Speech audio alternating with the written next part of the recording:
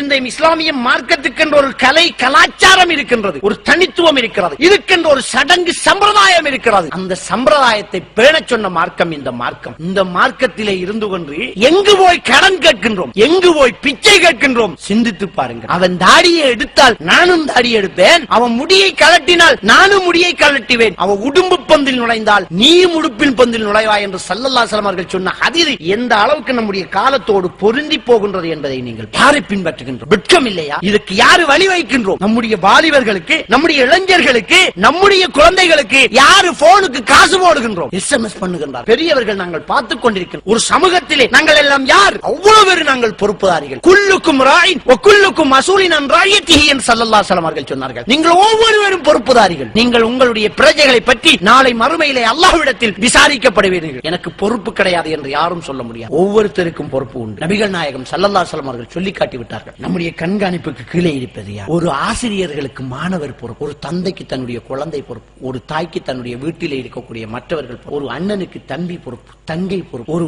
சகோதரிக்கு தன்னுடைய கீழே இருக்கக்கூடியவர்கள் பொறுப்பு, ஒரு குழந்தைக்கு ஒருத்தரை ஒருத்தர் நெருங்கி ஆளுக்கால் நன்மை ஏவி தீமையை தடுக்கக்கூடிய சமூகம் இந்த சமூகம். அல் மூமினூன வல் மூமினாத் பஅதுஹும் அவுலியா பஅத். மூமினான ஆண்களும் பெண்களும் எப்படிப்பட்டவர்கள் தெரியும்? அவர்கள் ஆளுக்கு ஆள் பொறுப்புள்ளவர்களாக இருக்கிறார்கள். யஅமுரூன பில் மஅரூஃப் வ யன்ஹவுன அனில் முன்கர். அவர்கள் நன்மையை ஏவுவார்கள், தீமையை தடுப்பார்கள் என்று சொன்ன இந்த மார்க்கம் இந்த நன்மையை ஏவி தீமையை தடுத்து சமூகத்தை கண்காணிக்கக்கூடிய விடயம் இரண்டு விடயத்தில் நாங்கள் வைத்துக் கொண்டிருக்கின்றோம். ஒன்று, ஸ்டாண்ட தட்டி விடாம மோட்டார் பைக்கில் ஓடிக்கு போனா ஸ்டாண்ட் அதை தடுக்கிறது. மோட்டார் பைக்கில் ஓடி போகல சைட் ஸ்டாண்ட் எடுக்காம போனா ஸ்டாண்ட் அவ்வளவு பேரும் கத்தி அந்த தீ அதை தடுக்கிறது. அது சரியா செய்யும். அதுல ஓடிக்கு போறவன் யாரு, என்ன கொள்கை, எந்த என்ன மதம் அதை தடுக்கும். அதை மட்டும் கரெக்டா. அடுத்தது ஹெட்லைட் ஓஃப் பண்ணாம போனா இப்படிங்கிறது முன்னால ஒரு லைட் பத்துது, அதால உண்டுமாகிறதும் இல்ல. அவன் என்ன நரகத்துக்காக போறான் செல்ல நல்ல விஷயம். இந்த ரெண்டையும் செய்யற மாதிரி மத்த பாவத்தையும் இறங்கி தடுங்கடான்னு கேட்டா நமக்கு என்ன தேவை? அவன் என்னையாலும் செய்ய வந்து நோட்டீஸ் அடிப்பான். வேலண்டைன்ஸ் டே என்று அடிப்பான். யார் அடிப்பான்? ஒரு 15 வயசு 16 வயசு பொடியை அடிப்பான். சரியா நோட்டீஸ் ஒட்டுற இடத்துக்கு முன்னுக்கு ஒரு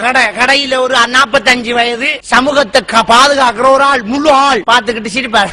என்ன இன்றைக்கு கொண்டாட்டமாக்கிமா பிள்ளையார் சாக்லேட் வேண்டி தாங்க மாமான்னு கேட்பான். வேண்டி கொடுப்பாரு. போய் பிடிச்சு கைய அதை கிழிச்சு ஆடுற மகண்டானி என்று கேட்கறதுக்கு தைரியம் இல்ல.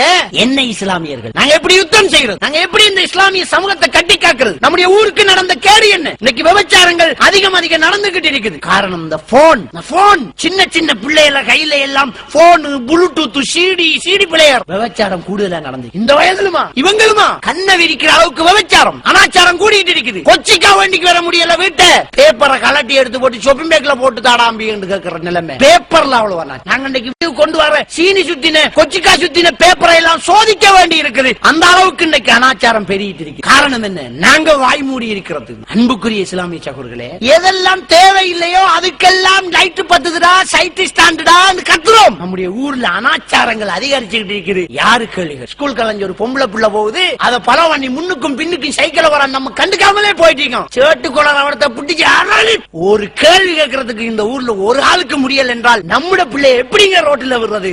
சிந்திச்சு பார்க்க. இருக்கிற வயது வந்தவர்கள் எல்லாம் ஆளுமை உள்ளவர்களாக மாறினத்தான் அடங்கக்கூடியவர்களாக இந்த மாணவர்கள் மாறுவார்கள். யார் இந்த மாணவர்களை தட்டி கேட்பது? ஆசிரியருக்கு தட்டி கேட்க பயம், சைக்கிளுக்கு பெஞ்சு குத்துறான் என்று பயம், ரோட்டால கல்லறிகிறான் என்று பயம். இதே பயந்துகிட்டு இருந்தால் இந்த சமூக சீர்கேடுகளை ஒழிச்சு கட்டுறது யாரு? சிந்திச்சு பார்க்க. குறிப்பாக ஒவ்வொரு பெற்றோர்களும் கேர்லெஸ்ஸா இருக்கிறார். ஒவ்வொரு பெற்றோர்களும் தன்னுடைய பிள்ளை எங்க போகுது, எப்ப தூங்குறான், எத்தனை மணி படுக்கான் எதுவுமே தெரியாது. 15 வயசானால போன வண்டி கொடுக்குறாங்க. போன் அவன் கேட்கான். என்னத்துக்கு தெரியுமா? போன் கோல் எடுக்கிறதுக்கு இல்ல, கண்டிஷன் போறான். வீடியோ கேமரா இருக்கணும், போட்டோ எடுக்கிற ஸ்பெஷல் இருக்கணும், MP3 அதுல போடணும், ப்ளூடூத் பயங்கரமா வேலை செய்யணும். போன் வேண்டி தான் பாப்பா என்ன மாதிரி போன் வேண்டி கொடு. உமா வெளிநாட்டுக்கு போய் போன் வேண்டி கொடுப்பான். இவர் கலஸ் காட்டிக்கிட்டு நிப்பார் ரோட்டு. இந்த பிள்ளைகளை தடுக்கிறது யார்? எத்தனை மணிக்கு படுக்கான்னு தெரியா? காதுக்குள்ள அந்த போன் வயர வச்சுக்கு பாட்டு கேட்டுக்கு படுத்தான். இப்ப ஒழுப்புறம் 10 மணியா போயிட்டு ஒழும்புறான் இல்ல. இந்த உமாக்கு முதல்ல விழுக்கணும், சரியான விழு. அந்த போனை பறிச்சு கணத்துக்கு கொண்டே நேரத்துக்கு படுத்து தூங்குண்டு உன்னுடைய பிள்ளைக்கு உன்னால கட்டளை இட முடியலாட்டி